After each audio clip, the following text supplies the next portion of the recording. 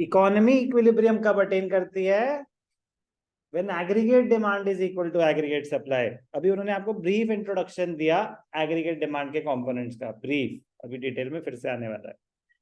अच्छा फिर ठीक है, मतलब भूल जाए पुराना नहीं, प्लीज, हाँ अलग चीजें सिखाइए, वो यूज होंगी। एग्रीगेट सप्लाई, दूसरा जो हम टर्म सीख रहे हैं एग्रीगेट सप्लाई, एडी के कंपोनेंट्स क्या थे? बोले आप प्राची। वेरी गुड, कंजम्पशन और इन्वेस्टमेंट, कंजम्पशन और investment. Aggregate supply, aggregate supply का मतलब क्या होता है? Output.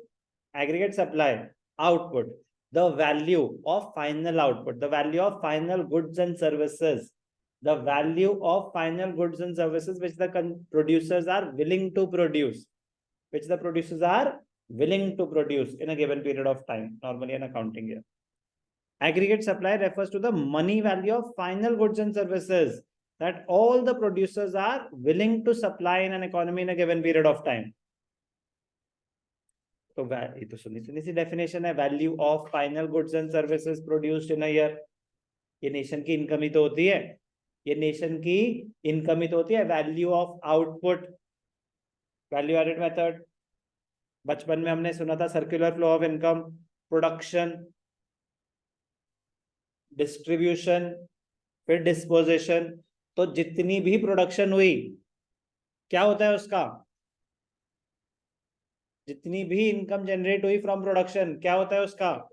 It is distributed among the various factors of production. Land, labor, capital, entrepreneurship. Land gets the rent, labor gets the wages, capital पे interest, entrepreneur को मिलता है profit. तो value of final goods and services is equal to the income generated during the year. Yes or no? तो जैसे aggregate demand में उन्होंने बताया था कि हम क्या स्टडी कर रहे हैं? Planned aggregate demand, not the actual. Aggregate supply में भी हम क्या स्टडी कर रहे हैं? Planned willingness, not the actual.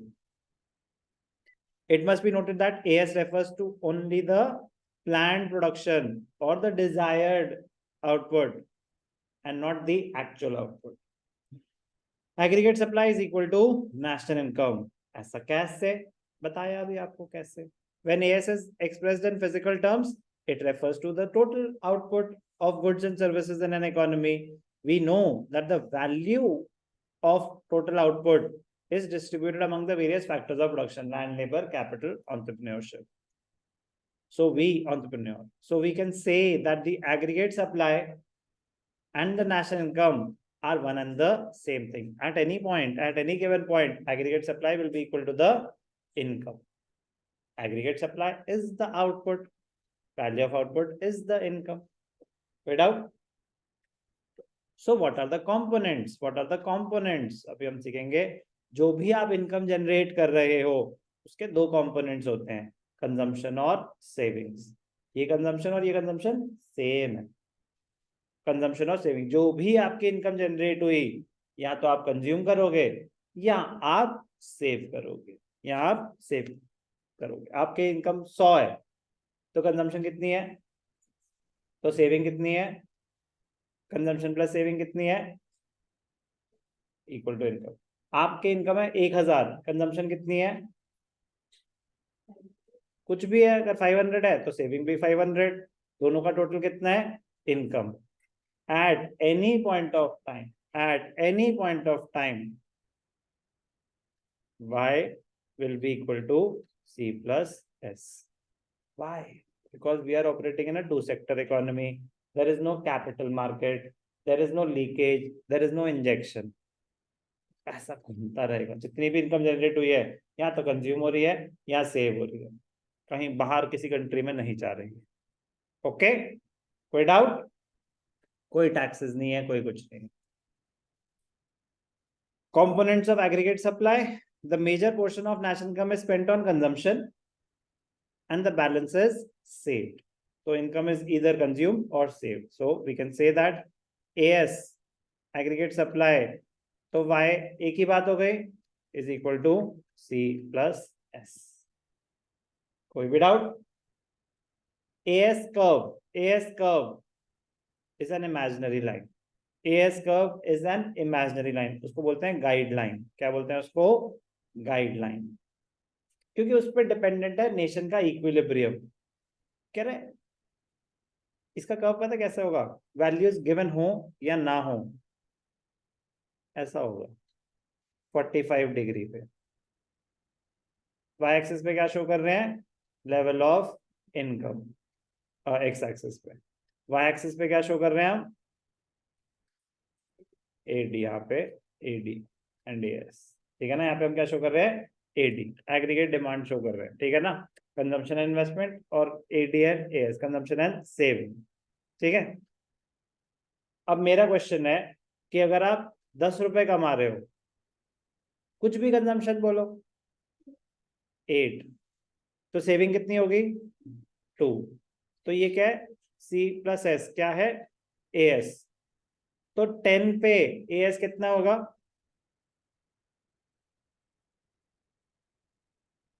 As का फॉर्मूला क्या है? तो सी प्लस एस कितना है? तो अगर इनकम 10 है तो एएस कितना होगा? तो प्लॉटिंग ये पॉइंट प्लॉट होगा। अगर इनकम 20 है, कुछ भी कंजम्पशन बोलो प्राची, कुछ भी, नालायक, फर्क नहीं पड़ता, बट नॉर्मली इनकम बढ़ती है तो कंजम्पशन बढ़ती है। मैं अगली बार चिट्ठी भेजूंगा कि अगली बार 8:15 पे आपसे सवाल पूछा जाएगा। मोदी जी है क्या बिना पूछे फिर सवाल? तो बताओ सेविंग कितनी? हाँ, ये सही करा आपने, मतलब डर तो मुझे तब लगता अगर यहाँ गलती हो जाती। तो अगर इनकम कितनी है? 20, तो एएस कितना होगा? तो अब मेरे को प्लॉट करना ना एएस का। 20 पे एएस कितना है? 20, तो दूसरा पॉइंट आ जाएगा। अरे कुछ भी ले लो, कुछ भी कंजम्पशन ले लो आप, कोई वायलेशन कर लो, बोल नहीं सकता, बट मदर सिस्टर कर दो किंग्स की। लेकिन आपकी जो टोटल, अगर मैं इसको 1 भी ले लूं ना कंजम्पशन, तो सेविंग कितनी आएगी? 29। ये तो मैथ्स है ना, कि अगर आपने 30 रुपए कमाए, 1 रुपए खर्च करे, तो कितने बचे? तो AS will always be equal to the income. AS will always be equal to the income. तो अगर इनकम 30 है तो एएस क्या होगा?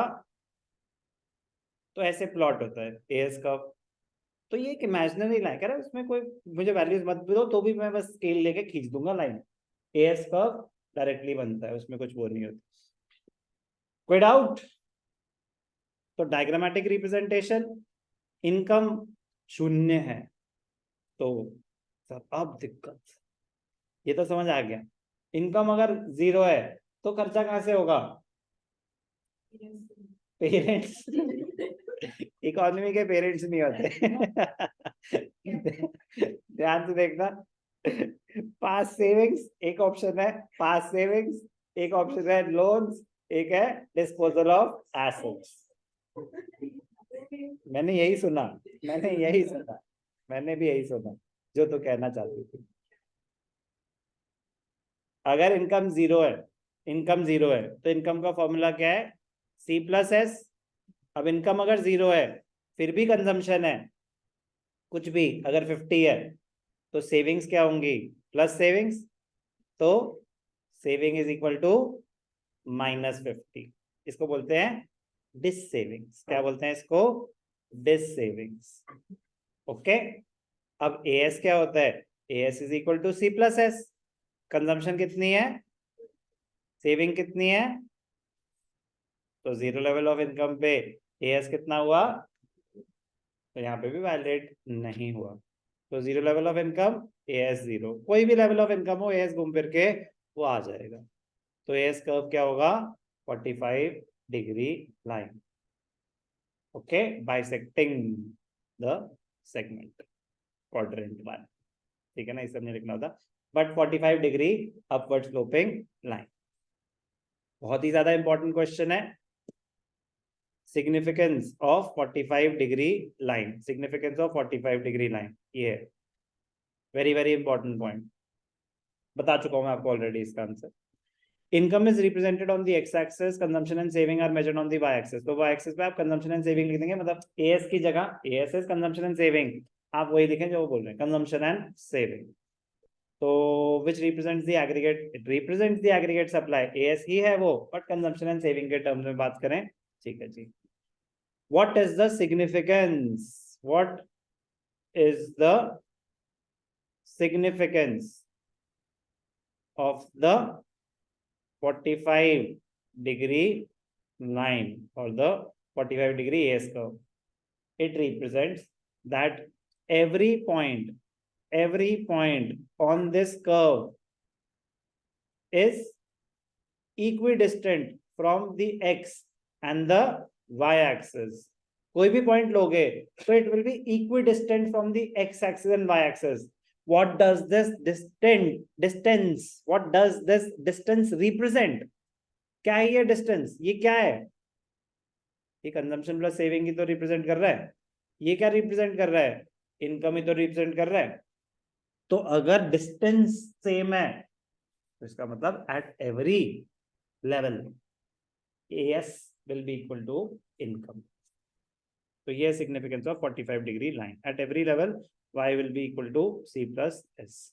Aggregate supply is obtained by adding consumption and saving. The straight line obtained, which will originate from the origin, will form a 45-degree angle, thereby establishing a relation. ठीक है जी. At all the points on the 45-degree line, consumption plus saving. Error है यहाँ पे. Consumption plus savings. Consumption will not be equal to income.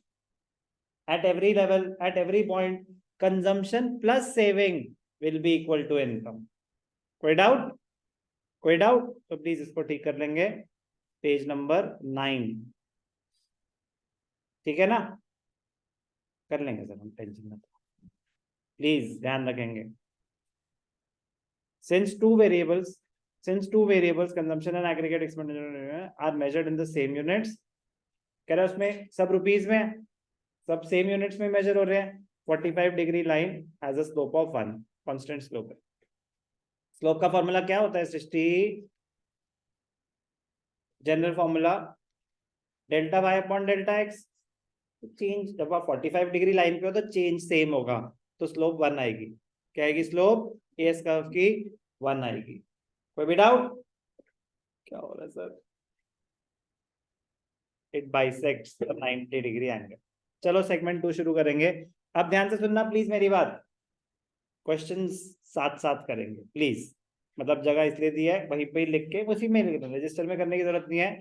Subjective type register में करना. आप subjective type साथ साथ करोगे, आप अपना बहुत बड़ा बर्डन कम कर दोगे. मेरे पास टाइम नहीं है आपसे चेक करने का. मतलब आपने करना है करो, नहीं करना मत करो. बड़ी क्लियरली बोल रहा हूँ. बट ये सारी मेहनत इसलिए करी जा रही है कि आप साथ साथ बड़ी सी यूनिट खत्म कर दो, ताकि जब ये खत्म हो तो ये खत्म हो, हम पुरानी रिवीजन पे फोकस करें. ओके. इकोनॉमिक्स और अकाउंट्स में जमीन आसमान का फर्क होता है. अकाउंट साथ साथ क्लोज होता है, इकोनॉमिक्स पहले क्लोज होता है फिर ओपन होता है. कि पहले आगे समझ आ गए सारे कॉन्सेप्ट्स. चलो बेटा अब सीखते हैं कि पेपर में लिखते कैसे हैं. बहुत अलग तरीका है इकोनॉमिक्स पढ़ने का. तो अभी तो हम बस कॉन्सेप्ट्स अंडरस्टैंड करे जा रहे हैं. This is the first round. मैं चाहता हूँ एक बार फर्स्ट राउंड आ जाए. तो फर्स्ट राउंड में काफी बच्चे 80% तक पहुंच चुके होते हैं, 85 तक पहुंच चुके होते हैं. उसके बाद एक एक नंबर की लड़ाई, दो नंबर की लड़ाई होगी, बट वो क्वालिटी ऑफ आंसर पे ही फोकस किया जाएगा. तब तक कंसेप्चुअल अंडरस्टैंडिंग वाला स्टेज क्रॉस हो चुका होगा. तो मैं चाहता हूं कि वो तभी पॉसिबल है अगर आप ये यूनिट साथ साथ क्लोज कर दें, अदरवाइज पॉसिबल नहीं होगा आपके लिए. Be careful.